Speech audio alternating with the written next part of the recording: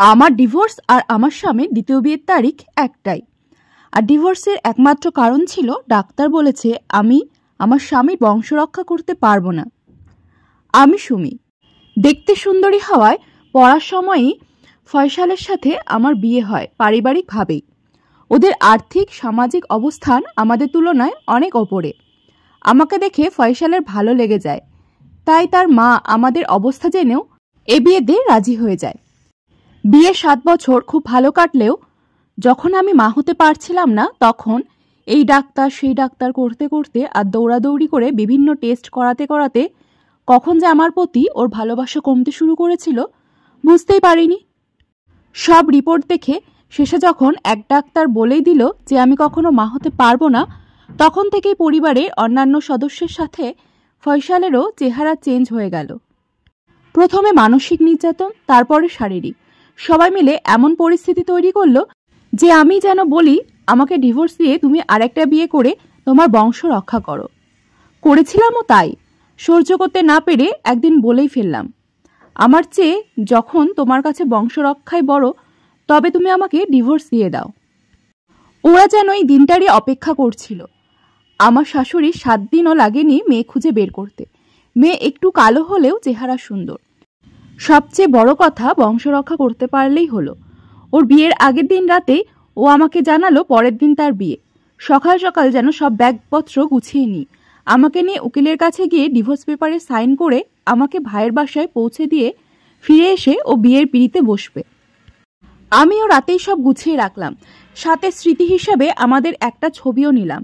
ছবি দেখে আয়োজন করে কাঁদতে তো পারবো, কাঁদার জন্য তো একটা উপকরণ লাগে। দুজনের সম্মতিক্রমেই ডিভোর্স পেপারে সাইন হলো। একটা উবের কল করলো ফয়সাল, যেন আমাকে তাড়াতাড়ি পৌঁছে দেওয়া যায়। গাড়িতে বসে তার হাতটা কিছুক্ষণের জন্য ধরতে চেয়েছিলাম, সে না করেনি। কয়েক সেকেন্ডেই বুঝেছিলাম এই স্পর্শে কোনো ভালোবাসা নেই, শুধু বলার জন্যই ধরা। ছেড়েও দিয়েছিলাম কয়েক সেকেন্ড পরেই। বুঝেছিলাম অবশিষ্ট বলে আর কিছুই নেই। আমাকে বাড়ির সামনে নামিয়ে দিয়ে সেই গাড়িতেই আবার উঠে বসলো ফয়সাল। তাকে তাড়াতাড়ি যেতে হবে, তাই জন্য নতুন জীবন অপেক্ষা করছে যে। তার ছবি নিয়ে আমারও আর আয়োজন করে কাঁদা হয়নি। বাবা মা বেঁচে না থাকায় একমাত্র ভাই ও তার স্ত্রী আমাকে বিয়ে দেওয়ার জন্য পাগল প্রায়, যেন ঘাড় থেকে নামাতে পারলেই বেঁচে যায়। সুন্দরী হওয়ায় কয়েকদিন পর থেকে বিয়ের প্রস্তাব আসা শুরু করলো। তবে তার কোনোটাই স্বাভাবিক প্রস্তাব না। একজন ডিভোর্সি সবজির ব্যবসায়ী, সন্তান হবে না শুনেই পালিয়ে গেল। একজন রিহ্যাব থেকে ফিরে আসা নেশাখোর, আমার সৌন্দর্যের প্রেমে পড়ে যদি তার নেশার ঘোর কেটে যায় তবে তো সোনায় সোহাগা। শেষ পর্যন্ত ভালো পাত্র পাওয়া গেল, তবে তার বয়স 65। স্ত্রী মারা গিয়েছে 4 বছর আগে। 2 ছেলে বিয়ে করে ঢাকায় বাসা নিয়ে থাকে। 2-3 বছর পর পর তাদের কয়েকদিনের জন্য আসা যাওয়া। একমাত্র মেয়ে স্বামী সন্তান নিয়ে কানাডা প্রবাসী, তার সঙ্গ দেওয়ার কেউ নেই। অনেক সম্পত্তির মালিক হলেও বাড়িতে তাকে একাই থাকতে হয়। 2টো রান্না করে খাওয়ানোর কেউ নেই। তাই 3 সন্তান মিলে সিদ্ধান্ত নিয়েছেন তাদের বাবাকে বিয়ে দেবে। তবে পাত্রী এমন হতে হবে যে কখনো মা হতে পারবে না, কারণ তারা চায় না এই বয়সে তাদের বাবার বংশ আরও বড় হোক। শুধু তাদের বাবার খেদমতের জন্যই তারা যখন আসবে তাদের যেন কোনো কষ্ট না হয়, সেই জন্য একজন মেয়ে মানুষ দরকার। কাজের মেয়েরা তো আর এইসব দায়িত্ব নেবে না। আর আমি তো তাদের চাওয়া অনুযায়ী পারফেক্ট। সন্তান তো হবেই না, সাথে সুন্দরী। দেখার 7 দিনের মাথায় আমাকে বিয়ে করে নিয়ে গেলেন 65 বছর বয়সের ভদ্রলোক। বয়স বেশি হলেও ভালোবাসা রোমান্টিকতার কমতি ছিল না লোকটার মধ্যে। আমিও অতীতের সব ভুলে তার সেবা যত্ন করা, তার ছেলে মেয়ে নাতি নাতনিদের সাথে ফোনে কথা বলা, সংসারের সব গুছিয়ে রাখা, এগুলো করেই ভালো থাকতে অভ্যস্ত হয়ে গেলাম। বিয়ে 3 বছরের মাথায় হঠাৎ নিজের মধ্যে কারো অস্তিত্ব অনুভব করতে পেলাম। প্রথমে খুশিতে চিৎকার দিতে ইচ্ছে করলেও যখন মনে হলো আমাকে ভদ্রলোক বিয়ে করার প্রধান কারণ ছিল আমার সন্তান না হওয়া, এক মুহূর্তেই আমার সব খুশি বিষাদে পরিণত হলো। কি করব কিছুই বুঝতে পারছিলাম না। কয়েকদিন ধরে অনেক সাহস সঞ্চয় করে কেঁদে কেটে বুক ভাসিয়ে এক রাতে ওনাকে বলেই দিলাম আমার অনাগত সন্তানের সুসংবাদ। মনে মনে ভেবেছিলাম প্রথমে মেনে নিতে না চাইলেও পরে নিশ্চয়ই খুশি হবে। আমি আর ভদ্রলোক দুজনে মিলে আমাদের সন্তানকে বড় করব। অন্য কেউ তো আর নেই এ বাড়িতে। ওনার সাথে বেমানান লাগলে আমি ওকে স্কুলে নিয়ে যাব। ওর সব দায়িত্ব আমিই পালন করব, উনি শুধু আমাকে সাপোর্ট দিলেই হবে। কিন্তু হলো তার বিপরীত। সোনার সাথে সাথে বলল এই সন্তান রাখা অসম্ভব। তাহলে নাকি সে তার সন্তানদের কাছে মুখ দেখাতে পারবে না। যেভাবেই হোক এই সন্তানকে গর্ভেই মেরে ফেলতে হবে। পরদিন তিনি আমাকে দূরের একটা হসপিটালে নিয়ে গেলেন, যেন পরিচিত কেউ এই ঘটনা জানতে না পারে। ডাক্তার সব পরীক্ষা নিরীক্ষা করার পর বলল অনেক দেরি হয়ে গেছে, এখন আর কিছু করা সম্ভব না। উনার মাথায় যেন আকাশ ভেঙে পড়ল। চিন্তার ছাপ চোখে মুখে। আমি একদিকে খুশি, অন্যদিকে সামনের পরিণতির কথা ভেবে আতঙ্কিত। শেষ পর্যন্ত কি হবে ভাবতেই গা শিউরে উঠেছে। অনেক চিন্তা ভাবনা করে ভদ্রলোক আমাকে দুটি পথ দেখালেন।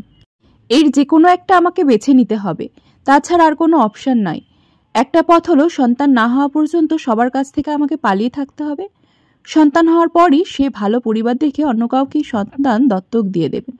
তাহলে আর কেউ এই ঘটনা জানতে পারবেন না, আর সন্তানদের সামনেও এই প্রশ্নের সম্মুখীন হতে হবে না। এবং তার সন্তানের তো বিয়ের আগেই বলে দিয়েছে তার বংশবৃদ্ধি করা যাবে না, এই শর্তেই আমাকে বিয়ে করা। আর দ্বিতীয় পথ হলো সোজা ডিভোর্স।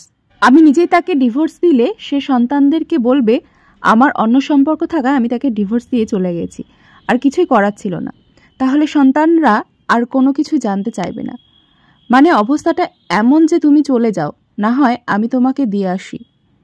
ওনার দুই অপশনের একটাই মূল কথা যে উনি ওই সন্তান রাখবেন না। ডিভোর্স দিয়ে চলে গেলে ভাইয়ের ঘাড়ে আবার বোঝা হতে হবে। সমাজে মানুষের তিরস্কার, অন্ধকার ভবিষ্যৎ, এগুলো ভেবে সে সিদ্ধান্ত থেকে পিছিয়ে গেলাম। বাকি থাকলো প্রথম অপশন, ওটাই মেনে নিতে হবে। তবু নিজের সন্তান তো ভালো থাকবে, আর আমিও। অনেক কান্নাকাটি করে জন্মের পর সন্তানকে 7 দিনের কাছে রাখার অনুমতি পেলাম। 7 দিন পরই তার পূর্ব থেকেই ঠিক করে রাখা একজন লোক এসে আমার সন্তানকে দত্তক হিসেবে নিয়ে চলে যাবে, আর আমি আবার আগের মতন হয়ে যাব। কেউ বুঝতেও পারবে না আমি মা হতে পারলাম না। আজ সেই দিন। আমার 7 দিনের ছেলে সন্তানকে নিজের হাতে গোছাল করিয়ে, নতুন জামা পরিয়ে, কপালে কালো টিপ দিয়ে রেডি করে দিয়েছি। যদিও যারা নিবে তারা নাকি বলেছে কিছুই দিতে হবে না, তারা সব রেডি করেই দত্তক নিতে আসবে। তবু মায়ের মন তো। চুরি করে সেলাই করা কয়েকটা কাঁথা, হাতে বানানো কয়েকটা জামা আর নিজের গলার একটা সোনার চেন একটা ছোট্ট ব্যাগে ভরে দিয়েছি, নিজেকে সান্ত্বনা দেওয়ার জন্য যে নিজের সন্তানকে কিছু হলেও দিতে পেরেছি। ওনার কাছে শুনেছি আমার ছেলে নতুন বাবা মা অনেক বড় লোক, কোনো কিছুরই অভাব হবে না, সোনার চামচে খেতে পারবে। যাক, অন্য কারোর কাছে হলেও আমার সন্তান ভালোই থাকবে। ওনারা চলে এসেছেন দামি একটা গাড়ি নিয়ে। বাইরে ড্রয়িং রুমে বসে আছেন। ভদ্রলোক গিয়েছে নিজের বংশের ছোট ছেলেকে অন্যের হাতে তুলে দিতে, অন্যের বংশ রক্ষা করতে। আমার সেখানে যাওয়া নিষেধ। তারাও আমার ছেলেকে নিয়ে সোজা বাসায় চলে যাবেন। পথে যেন এই এলাকার কারোর সাথে দেখা না হয়। শেষবারের মতো নিজের সন্তানকে দেখার লোভ সামলাতে পারলাম না। দু চোখের পানিতে বুক ভাসিয়ে চুপি চুপি ওই রুমের জানলার পাশে এমনভাবে দাঁড়ালাম যেন আমাকে দেখা না যায়, কিন্তু আমি তাদেরকে দেখতে পারবো। আমার সন্তানকে শেষবারের মতো দেখতে পারবো, এটাই এখন আমার কাছে অনেক বড় কিছু। কিন্তু সেখানে দাঁড়িয়ে যা দেখলাম তাতে আর ছেলেকে শেষ দেখা হলো না।